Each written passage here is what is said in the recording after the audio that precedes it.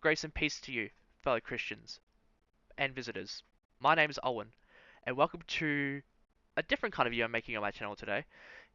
So, as some of you may know and have seen, I've already made my Bible immersion episode 2 video, made it a couple of hours earlier, um, in which I've mentioned in the video that there's a new Archbishop of Melbourne that has been elected 2 days ago, I think it was, May 25th, on the Saturday, and his name is Rick Thorpe. A very different kind of leader we're having in Melbourne compared to what we've had for the last couple of years. So I thought I'd make a video for anyone interested, going in a bit in depth about who he is and his background, as well as some of my personal opinions, which is nothing bad because, in my opinion, we're all Christians, and if he's in that position, then God has a plan, which will see that all Christians come together, which I think he will do very well doing that. But I'll also include some of the impacts it might have on Melbourne, the Diocese of Melbourne, as well as some of the negative impacts that may come. Again, may. And before I start this video, I would like to mention that everything said in this video is just my opinions alone. And despite me having all done a lot of research and have seen a lot of possibilities and impossibilities, all this is just hypothetical. So, without further ado, let's get into this video. So, the first thing, let me get my notepad up. I should have done this. Sorry about that, got my notes up.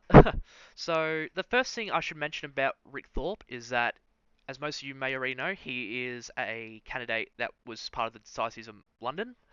Um, he has been a bishop of Islington, I think it's called, a suffragan bishop in the Diocese of London, yeah, and the Church of England's Bishop of Church Plants. So, for those of you that don't know what church planting is, it's where the bishop's tasked with, putting different churches in different communities and using it as a method to spread the gospel of our Lord and the word of God.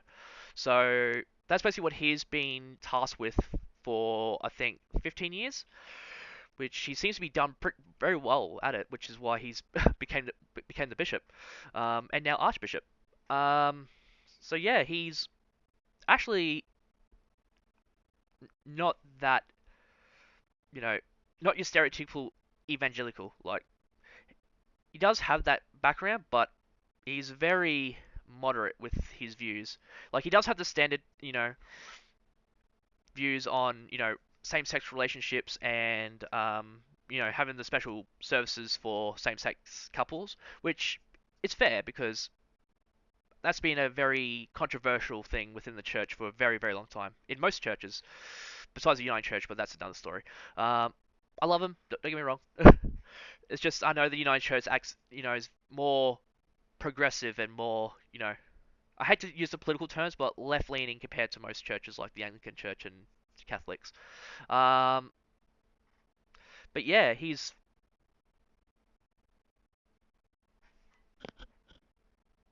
the interesting thing about Richard Thorpe is that he wasn't actually a careered priest or careered, bishop, because he was only became a deacon in 1996, 30th of June to be exact, which was very late.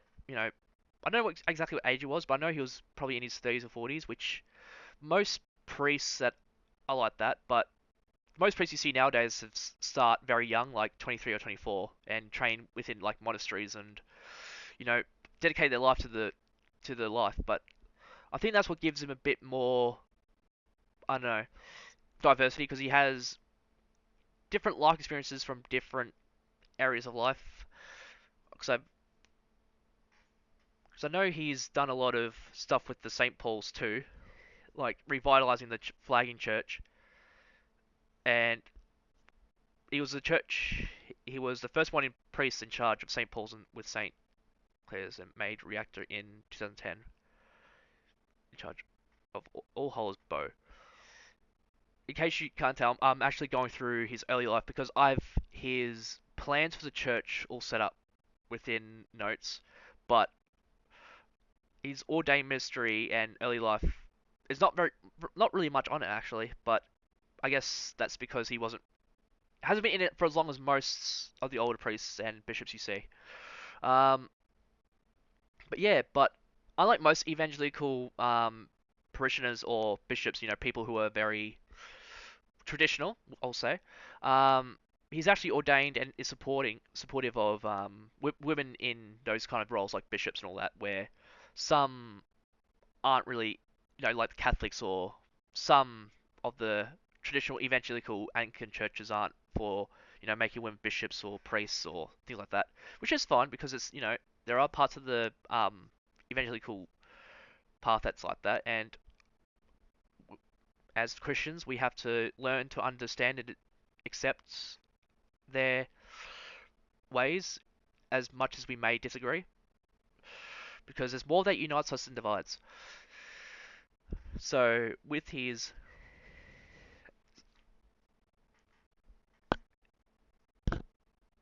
So he was actually the first bishop of church plants, it seems. His base, but he has no. What makes him interesting is that he has no territorial responsibilities, had none. So that's probably be something that's going to be very different to what he's used to be doing. Like he's responsible for just one area of the church, so just the diocese of Melbourne, rather than having a bit more freedom with how he operates, which may be a good thing because it means he can focus all his knowledge and abilities and intelligence into just one area. Who knows? Maybe the the Anglican sorry Hope 2025 will be you know a thing that just keeps going on because that seems to be what he wants to do. Like use the foundations of Hope 2025 and pretty much keep it as the norm of how we bring people in, which would actually be a pretty good idea because the Hope 2025 was a huge success for the Anglican Church and all over the place, especially Australia.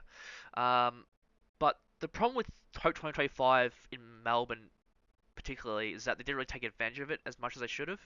Especially with my church, like I think we could have done more, but each their own.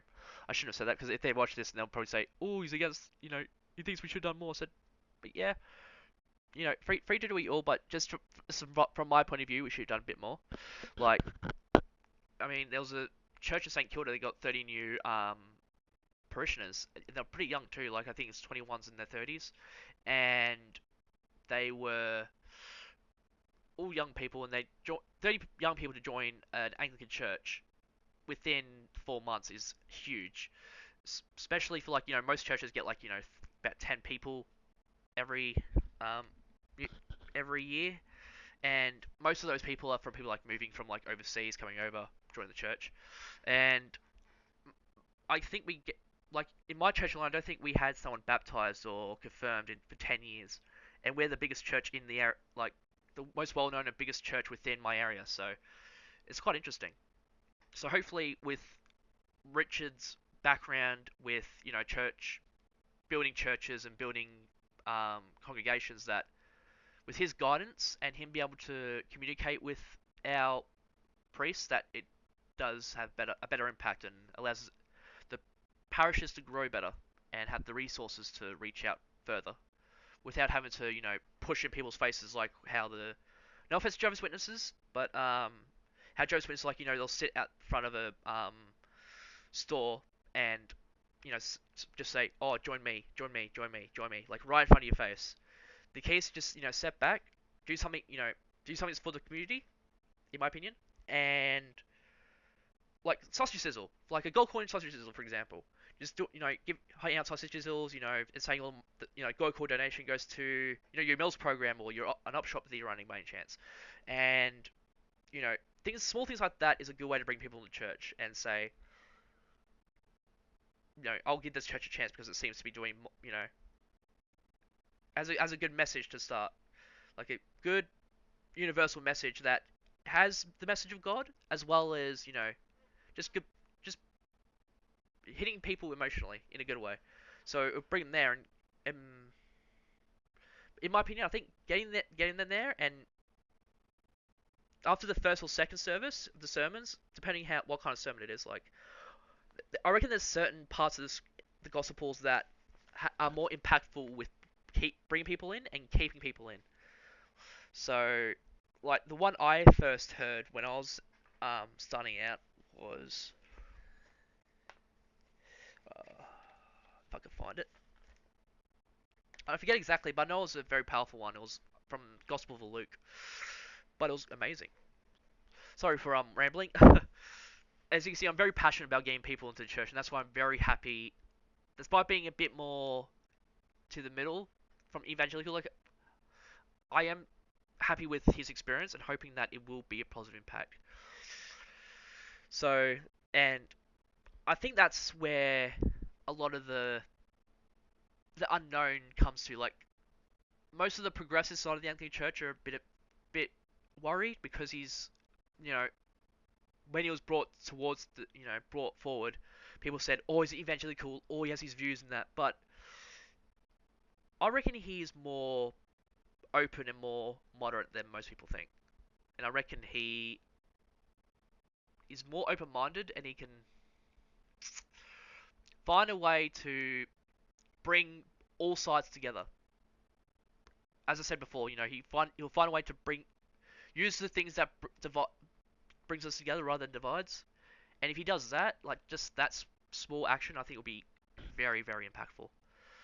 So now this is the part where actually so just some personal life stuff. Thorpe is married to Louise Rachel Louis, a Arden White. Forgive me if that's wrong. Together with their three kids, Zoe, Barney, and Toby. That's good. Family man, which is very important for a church, in my opinion. Like I know in the Catholic Church, I think it is. Forgive me if I'm wrong. They can't get married or have kids, so I think it eliminates their ability to connect with family um, type traditions or family values. So I think that's why the Anglican Church is getting a lot more stronger than the Catholics, but still far from it, but getting a bit more of a edge. All right. Now, finally, time to go with his views. Now, this is where it starts to get very, very. People will start to get worried because the thing with Melbourne is that, and Victoria alone, it's been a very left-leaning state for a while now, and so it's under Labor, which is the centre-left party of Australia, and the current federal government re-elected now is also Labor, so centre-left, and not only that, it's a record-breaking majority in a couple months ago, well, a month ago, and the thing I realized about a lot of the churches, not just Anglican, but besides Uniting, but most churches, they went more the conservative route because I think they are forgetting about the values that Christians hold dear and Catholics. Like we're very open-minded, as I always say. We're very accepting, but there's only so much people can take, especially from people who hold a belief that's dear. Especially myself. Like I don't know. I don't want to get too political, but like I can see things from both sides, and that's I can see it from both ends, and it's it's a it's another kettle of fish. So, um, with the Melbourne diocese, it went for a conservative majority. So, for him to be elected, they needed two-thirds of the congregation, including the lay ministers and the House of Bishops, and they had the conservative majority, which is interesting because I think I shouldn't say that. I don't want to say anything about the bishops because I don't want them to come and smite me. So the key views and priorities. So I have them all listed here from my research of him. So his first priority with the church will be the church growth and revitalization, which is quite obvious. Thorpe has a strong focus on revitalizing struggling parishes and planning new church parishes. His previous role as a bishop of of Islington in London involved overseas church multiplication efforts. So that one I think is very open. Like I think all churches want that, all sides. Whether if you're a middleman or you're a fully evangelical, you want that. And I think he'll do a great job in doing that because I think a lot of the churches in Melbourne are forgotten, especially ones that are currently in debt. Because I've seen a lot of churches, especially around Victoria, is that a lot of them being sold. Some of them Anglican, which is quite sad because yeah. So hopefully he can stop that from happening and maybe find solutions that churches can start making money besides apart from doing donations. Like the Diocese of Ballarat does the Abbey does printing to make money on the side. So I think the churches need to start looking at ways to have a small business on the side for them to get income, a solid income to stay alive, as well as the donations to go towards the the church and its parish and services to the so to the community. So it's a very it's a tough job, but I reckon you can do it. All right, now here's the one that people I think it's more the middle people that are worried about it. The traditional marriage doctrine. He has consistently supported traditional Anglican teachings on marriage. So, as I said, man and woman, and marriage, and being faithful, of course, and planting churches. He's affirming it as a union between one man and one woman in 2023. He co-authored a theological summary opposing standalone services, same couples. So we will be watching a video after this. It's basically his first interview before all this. So I think it was his latest interview since since becoming Archbishop. So yeah, if you know what I mean. And another point that I put down, which I don't know why I did because I've already said that, is evangelical leadership. His election strengthens the evangelical presence within the Anglican Church of Australia, aligning it more closely with global Anglican provinces that oppose same-sex marriages, blessings, and marriages. Which, again, very controversial. Well, I'd say it's 30% controversial with the groups of the parish. But I guess Australia is, despite being in a left, having a lot of left-wing parties in control, it's still very conservative in a way. I'll say it's very social conservative. I think that's a good way to put it. So I don't think we have to worry about a Robert Menzies Red Bishop coming out because yeah, who knows? Maybe it could if they went a bit too far. It'd be interesting to see if there'll be ever a Red Bishop again.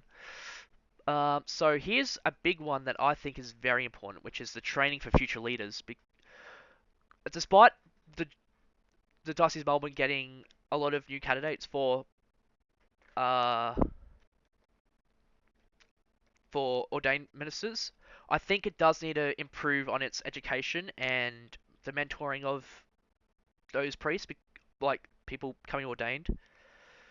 Because I think a lot of people who go towards theology colleges at the moment don't have much, like a spiritual advisor, I guess, or a spiritual someone to confide in during that path.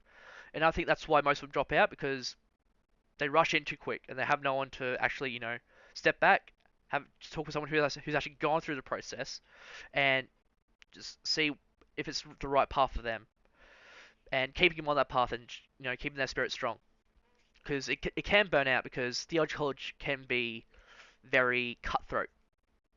People say it's it's a peaceful path. No, it's far from that. Well, from all the research I've done, and I've done quite a bit, it's very cutthroat as it is in politics. People at the end of the day, people are fighting to become ordained, and there's only a certain amount of positions within a year or so. So I think it'll be very good because it says here I put here that Thorpe has been actively involved in mentoring and training church leaders, both locally and internationally. His leadership style emphasizes equipping clergy for mission and outreach. So I think that'd be very good because they don't get much training or proper training as they should, and it also allow him to see how the church is going to be run and keep it more, um, keep them all consistent with how they run things. So if one person goes to another church, then it's more, they'll be completely blind. So here comes the the icing on the cake is the potential impact on the Melbourne diocese. So the positive impacts is the church revitalization. Thorpe has a track record. Yep, support struggling parish increased engagement. Yep, yeah, and that's I actually have something here that's very important, which is increase engagement with local communities.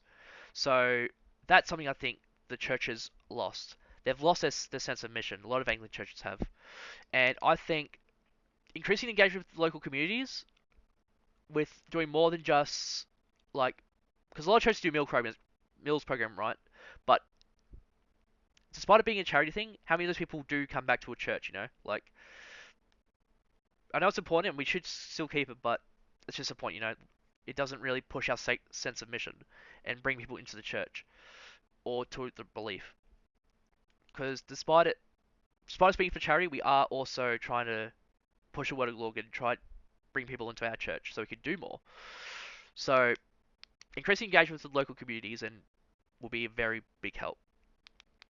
Um, so with his influence, he does want to align all the churches more closely to the same goal. So he wants to work with a lot of outside dioceses like Ballarat or New South Wales, stuff like that, and try to bring them all together like in the same boat.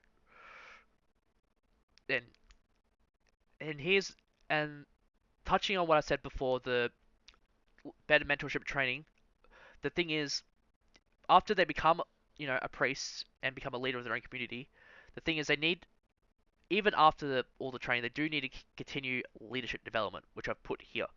Uh, so it's not about just training clergy and people who are ordained. It's also about training lay ministers, which I think the churches don't really get that much anymore, and I think it's a huge um, loss, like not getting as many lay ministers, because there's so many people who be so equipped for the job that just don't want to or can't afford the path of becoming ordained. Because in Melbourne, it's like $24,000 to take the uni path and become ordained.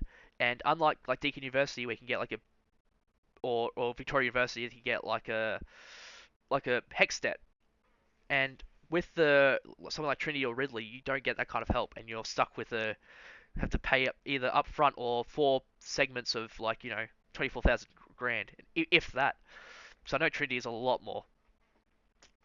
Um, but yeah, so having reaching out to more lay ministers and people who are more passionate, who are strong calling to God, but just can't really afford it because I know Melbourne doesn't really pay for their people like they used to. So I know the Sacred Mission did. They used to fund their people who they chose to be ordained, and they would pay for everything, like pay for the education and all that. And I think all Anglican churches used to, but it's all changed now. Now you have to pay for yourself, and yeah, which is not a bad thing. I'm just saying that's probably why most people would rather become lay ministers than actually ordained because it's too much of a financial burden. Um, so he will continue the debates for same-sex marriage, of course. We that expect. And now this is something that um the negative effects, which again, before I continue, this is very much my opinion and what I think might be a few repercussions from this kind of leadership. Despite me thinking that this leadership will be strong and very important, I still think there is going to be a strong push against Richards and his leadership from the progressive side of the church. And hopefully, if he if we play the cards right, he'll find a way to keep him keep him stable without them having to break apart like some churches do in New South Wales, where once the church is full of evangelicals and middlemen, like people in the middle, and then they start breaking apart and have to become two different churches because they just can't get along. So I think Rich has a very big job to try stop that from happening, but I think he can because I think because he has a lot of the sorry, trying to think of a way to put it. A good way to put it is that he is very modern in his traditional values. So he's changing with the times with the church. Like again, the women ordained women. He's slowly advancing it, modernizing how the church runs with its traditionality, while keeping the values that the people, both old and new, hold dear. Because, like, I'm not going to say anything about any other parties because I don't want to offend anybody. But I think he's got to try keep certain, keep it balanced. Because at the end of the day, we are Anglican and we do have beliefs, and we have to try, stay within what God's telling us to do. And yeah, probably very careful what I say. So the possible negative effects, forgive me, Lord, is the doctrinal tensions. His evangelical stance, particularly on same-sex marriage, as I've always said, may deepen divisions within the Anglican Church of Australia. Progressive clergy and congregations advocate for greater inclusion might feel sidelined, and that's where I think we might lose a few progressive side churches, like ones that are probably more closer to uniting than Anglican. And I think some of the people from Anglican will go to the um, United Church because of this, which I don't blame them. It's what they believe in. But for the Anglican Church, I think we we shouldn't be progressing too fast because we have to do things realistically staying within our core values, if you know what I mean. And now the big part that I think um, will be a problem, despite the church, me thinking the church planting strategies will be an amazing impact. I think there will be people who resist it. So while Thorpe is known for church revitalization, some traditional parishes may resist new parish planting, fearing they could redirect resources or shift focus away from the existing congregations, which is a big, big fear for a lot of the small parishes. Like some of them scared that they might get sold off, like some of the other churches have already been. But the thing that most of them have to realize is that Richard Thorpe isn't really known for, scrapping a church if it's not making enough money, or, leaving a church short of resources. I mean, that's why he became the Bishop of Church Planting, because he knows how to keep churches up with the new and old. So I think he'll be I think he'll be completely fine with that. But it's just a small worry other churches may have, and maybe at the start it might be like that, but I don't think it'll be like that for long because I know he'll prevent it. Um, so leadership transition challenges are a big one because at the start, as I said in the last video, it's you're being left with uncertainty with a new leader, and it's like that with anyone, like new leaders, like new kids, just anything new. There's the fear of change.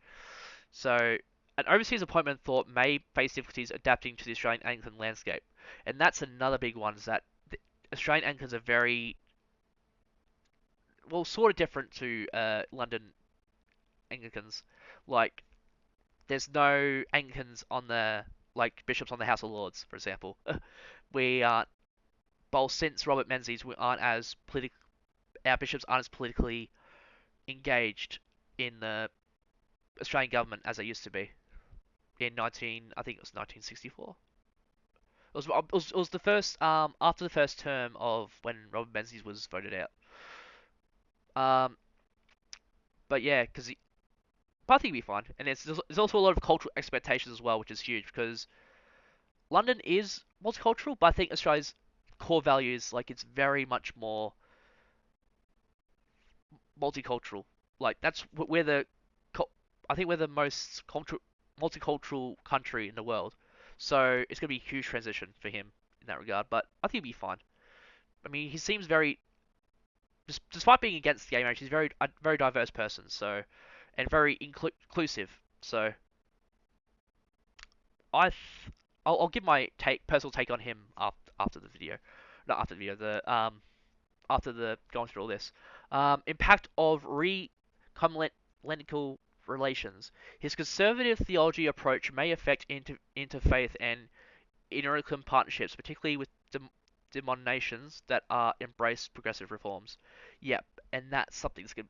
As I was saying before, that's something that's very could be a very big challenge for him. Another is potential clergy disconnect content. Some clergy may feel uneasy about his leadership direction, especially if they perceive shift away from traditional diocesan governance towards mission-focused strategies. Yes, that is going to be a huge challenge as well, because I know a lot of churches Anglican churches that have shifted from their traditional values and more progressive. Like I know some allow gay marriages, some probably. I'm trying to think of more examples. Well, I think that's gonna be the key one at the moment. Like once I've got a bit more on him, then I could probably elaborate a bit more. But for now, with what I know, with the information that's out there, that's gonna be the center of the um, reforming and the change is the progressive change to conservatism in the church. And so yeah, that's my take so far on what will happen once he's actually fully, because he's only Archbishop elect at the moment. So once he's fully in and taking on the job, it's gonna be a very different story. And if we don't know how fast the changes will come. So my take, I've already, well, I suppose I've already given my take, but now I want to give my honest, away from the notes, thought on Richard Thorpe. I think he will change the Melbourne Anglican Church forever. In a, it will seem like a bad way at the start. Like people already assuming to like worse comes to worse. Like, oh, we can be evangelical. We can change to how we used to be. I mean, how we used to be was very, you know, it worked. But he has the, he knows what he's doing when it comes to building up churches and really, you know, connecting the values and also being diverse enough where you can bring people together and not really drip them out. I suppose, like bring in the new people and try not to get rid of the old congregation that's still there. So, like some churches at the moment are changing from like a traditional hymn to like bands, like have it like a band service. So like have a more sister act style service to try to attract younger people, which it is. But a lot of churches have the mistake of focusing too much on that, so they forget about the older congregation, so they leave and either go to another church or just fall out of faith. Well, not fall out of faith, but stop going to church and stop being a part of the community, which most of them are. So that's gonna be his challenge, trying to fight, you know, stay on the line, which I think he will do perfectly fine. And I think, in terms of the future, he will basically set the foundations what the church will be for the next couple of years, like how it will be going forward for the future, not just for Melbourne, for the entire Anglican landscape. I think he will be setting the example and setting the um, standard for what Anglican churches should be. Which I think we're good. Again, sorry for my rambling. I'm trying to be very careful what I say because I don't want to offend anybody because I do see people's worries, but I'm trying to look at the bright side and what the better potentials he has. Because out of all the bishops I've done research on, he's probably one of the, besides Bishop Brad Billings, who's in the Melbourne diocese, like he's a great bishop. He would make a great archbishop. But out of them all, he has like the best in terms of history, experience, qualifications, and being able to negotiate and be despite being evangelical, he knows how to be diverse and moderate with the rest of the church. So I say give him a chance, and I say give him 6 months after he's fully elected, like fully um, inserted as the Archbishop, and I think people will start seeing the positive changes he'll make. There might be a few fallouts at the first few months, but I think it will be a great, great leader. So, before we wrap up this video, I do want to play a video for you guys, which is his interview uh with I forget who it was. It's like um London News Corp, a very small one. It's about Rick Thorpe's mission to church planting. So I'm just gonna play that for you guys and give my intake of you know my take on it. So yeah, let's play it. Let's go Google. Let's go. But let's make sure that. Oops. Properties. Okay, awesome. Let's play. Welcome to my YouTube channel. My guest on Facing the Canon is Rick Thorpe, Bishop of Islington.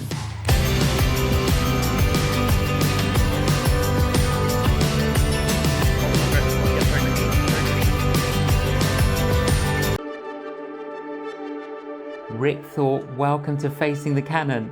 Thank you. It's great to be here, John.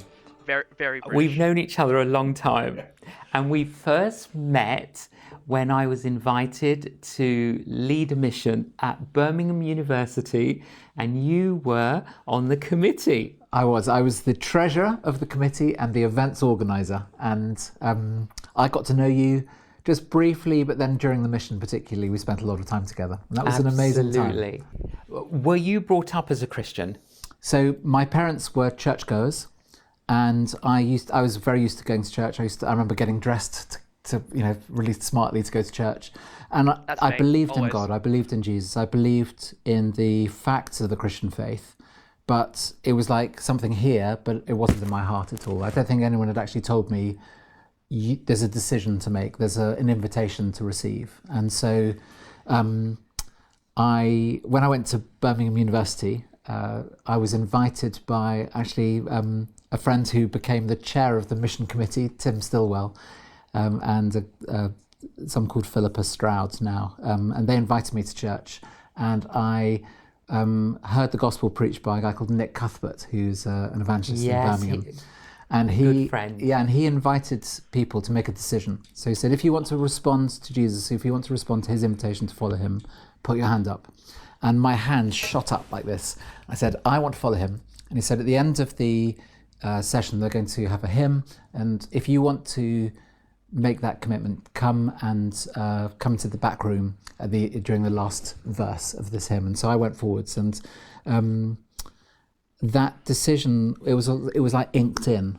So for me, it was speaking to someone else about it and saying, I want to follow him, this person. So this is something that I mentioned before, like the mentorship and having a spiritual advisor, which I think most priests have lost. Well, people who are being ordained today, I think have lost massively. So I think him having that experience and having, what a spiritual advisor should be, I think would be great with him forwarding the mentorship and the leadership development of priests and people who are going to be ordained.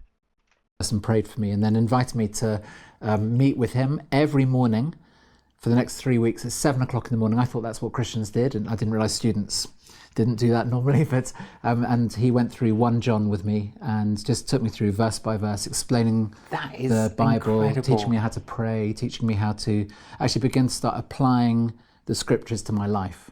And so it was really, really foundational. And then he passed that baton on. But Rick, that's amazing. He just naturally said, Rick, do you mind if we meet every morning? Yeah, we didn't even say that. He's just said, tomorrow morning, come to my room, 7 o'clock, and we're going to read through the Bible. And I thought, okay, that's obviously what Christians do.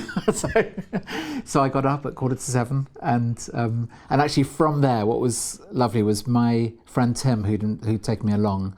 he took over from this other chap after 3 weeks. And Tim was 2 floors below me in my hall of residence. And so I would lean out of my window, and I had like Great charisma. a I'll give him dressing that. gown He has cord tied great to a couple charisma. of ties. And I'd tie a mug to the end, lean out the window and bang it against his window to wake him up, so that by the time I went downstairs, the kettle had been put on, there was a cup of tea waiting for me, and we went through Every Day with Jesus for the rest of the term, every morning. And it was just, again, foundational. So I mean, hugely foundational. well, they taught me how to, yes, that it's so important to be in touch with God every morning. That's something a lot of churches have lost. The teaching the Bible in that way. Like, I think a lot of churches should be doing that. Like, having, have something in the morning, read the Bible to people who want to learn about God, and teaching them and seeing, because that's how you find people who find their calling to God. Like, some people can find it on their own, but I think some people need that, are still exploring, and that's why I do my an online Bible study, which we go through the Bible, read it, and talk about the scriptures together, and we do it in a modern way, so younger people who don't want to come to church but want to give give this path a go and explore it, then they can. And we've actually had 30 people last time. I think we had. It was a great result, and that's just something I think the church should be doing more of, is having those Bible groups for people, because nowadays it's all online, and I think doing it in person is a lot more impactful than it is online. To read the scriptures, to pray, to bring myself before God, to wait on Him, and so on. So it was amazing. Well, you graduated. We had a wonderful year working together. We went to Australia. We went to all sorts of places. I mean, you invited me to work with you, and that was an amazingly transformative time for me. I was going to work for Unilever, and I, as a marketing manager, and you offered me a job, and so I asked Unilever, could I delay the job a year? And they said yes, because they quite liked people doing different things. And I said, well, I'm going to be working for an evangelist. And they said, that's different. And so just doing that was amazing. And then going, yes, because they quite liked people doing different things. And I said, well, I'm going to be working for an evangelist. There's his roots. He was taught by evangelist, but I don't know, I think he's put his own. No, I shouldn't say that. It was nothing bad. It was just like, I think he's put a modern twist on the evangelical ways and traditional values, which I know I've said quite a bit now, but I just think he's done it very, very well in a way that most evangelical churches should take on board, and hopefully with his leadership that they can learn how to take those kind of things on board and teach it to the people who are emerging, without going too far from the progressive side to scare off all the old, the older congregation and the people who hold the traditional values dear. And they said, that's different. And so just doing that was amazing. And then going back after that year into industry, actually, I was a different person because of that. Yeah, well, it was a joy to, the Lord sent people out in twos, and I've always had and modelled that wherever I went, I would always go with. And there's an important saying: the Lord sends people out in twos. I think that should be done more in churches. Like, take someone under your wing and train them. Be their apprentice, be their guiding light.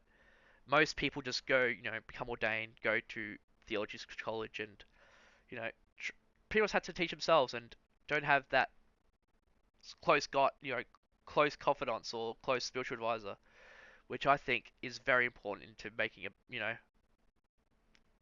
someone who's gone for ordination, having the resources and the self-confidence to build up self-confidence, as well as the right training and right frame of mind to actually be ordained and, be a better priest than, I shouldn't say that.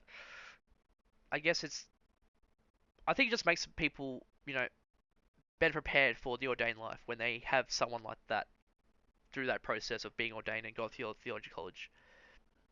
and not even just theology college, just at the start, going to church, learning the Bible, maybe going to a day ministry, but not ordained, sorry, lay ministry, and even church councils, which I think is a great stuff for people. And then having them teach them along the way to get them up, find their calling. If they find their calling, get them ready and teach them the life, side by side, like a father figure or a mother figure for the, there's fathers and mothers, which I think is very important and it should be done a lot more. With someone. Yeah. And because that was the season when Killy was with the children. So we had some adventures. Yeah, we did. You then did work for Unilever, but then later on you went forward for ordination. Yeah. So when I was with Unilever, I was actually going to Holy Trinity Brompton as a church. And I was attending Nicky and Pippa Gumbel's, what they called a pastorate. It's a connect group, a midweek group. And Nicky one day said, we got to know each other a little bit, and he said, would you like to come and work here? And actually it was a moment where I think when I'd worked with you, I'd thought, I feel God's calling me to work for the church at some stage in my life. And working with you brought that forwards. I thought it would be the end of a career in industry, but actually it was clear it was going to be earlier. And so when Nicky said that, I thought, actually, I think this is the time. So I said, I'd like to, yes. And he went, oh, I'd better ask the vicar if that's okay. And so he asked Sandy Miller, and I joined the staff a few months later, and then worked as a layperson for about 3.5 years. I was leading the worship at HTB, and then just really started exploring whether to get ordained or not. And I knew I needed training. I wanted to get theological training. I knew I wanted to base myself. I felt called to the Church of England and called to church leadership, but I wasn't sure if it was ordained or lay leadership. So I left that to the selection panel, and they decided, yes, you should be ordained. So I went to college in Wycliffe Hall in Oxford, and then came back to Holy Trinity Brompton as a curate. So that's like an assistant pastor. Yes. For a few years. So that must have been a great time at Holy Trinity Brompton. But then a time came when you were, I don't want to say you were pushed out, but almost like, Rick, it's time to birth something. Yeah. What happened then? So I got married just in the middle of that time to Louie, and she's an amazing, godly woman. And we were always praying. She was a missionary background, so she worked with YWAM for 6 or 7 years. And so there was this, not just inside the house, this desire to kind of go, but also there was an encouragement from Sandy Miller and Nicky Gumbel to actually plant churches. And that meant to actually send a leader with a group of people from Holy Trinity to another place to revitalise an old church or to start a new one. And for various reasons, 2004, Sandy said, I think that, you need to go. And yes. Here's one that the Bishop of London has invited us to explore. And so we started exploring it. It was in the East End of London, and Louie had prayed, I'll blame her for this, Louie had prayed, I'll go anywhere in the world, but not East London. Yes. Yes. And so, and I'd always had a little bit of I just didn't know East.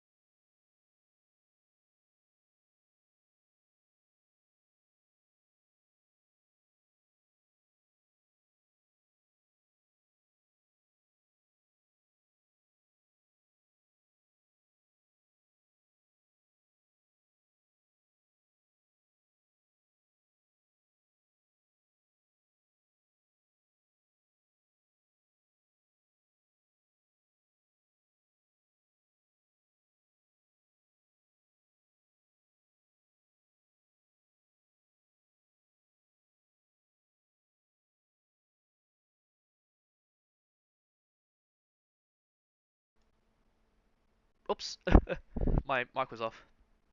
Um, I don't really want to edit it, so yeah. Um, but yeah, that's my take on it. If you want to check out this video, there'll be a link for it in the description. Um, so if you do want to learn more about him and who he is, then I highly recommend checking out this video. Um, it's from J John, and yeah. Sorry for mumbling so much in this video. I was trying to explain and give my take on this new Archbishop of Melbourne and the transition may have, while also not trying to push any views or, you know, say, oh, I believe this or that, or, I think it'll be good or bad. Personally, I do think it was good. I think it'll be good. But I don't want to scare off any progressives or people who see things a bit differently. Um, so yeah, that'll be it for me for now. We'll see what the next couple of years what brings with this Archbishop, which I think again will be great. Um, if you got any more questions or want to learn anything more, as I said, watch the video. And there's also looking on the Melbourne Anglican because they have the post now up. So yeah, before I leave, I do want to say that the next tomorrow's um, Bible immersion is gonna feature me at the my church since I'll be doing a lot of the lay ministry that day. So I'll have some of the video here. Well, no, actually, I'll probably film the video at the church. Actually, that'll be way easier. But yeah, it'll be a different kind of video, which I think you might enjoy. So I'll also have a guest speaker, which will be the vicar of my church, which I'm very looking forward to introducing to you, and hopefully you enjoy the a different take on the sermon and an actual priest giving you a sermon. But yeah, that's it for me. I hope you enjoyed this video and hope you learned something. Um, if Please leave a comment if you want to, ask anything and if what things I can improve on, which I know I was mumbling. But yeah, I hope you have a blessed day and an amazing week, and I'll see you in the next one. Go out, love and peace, to love and serve the Lord through Christ our Lord. Amen.